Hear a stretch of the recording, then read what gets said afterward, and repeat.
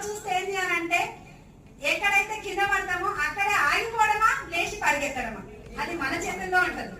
ఖచ్చితంగా మనం ఏం చేయాలంటే వాళ్ళు అన్న మాటకి మనం అక్కడే ఆగిపోయినాం అనుకోండి.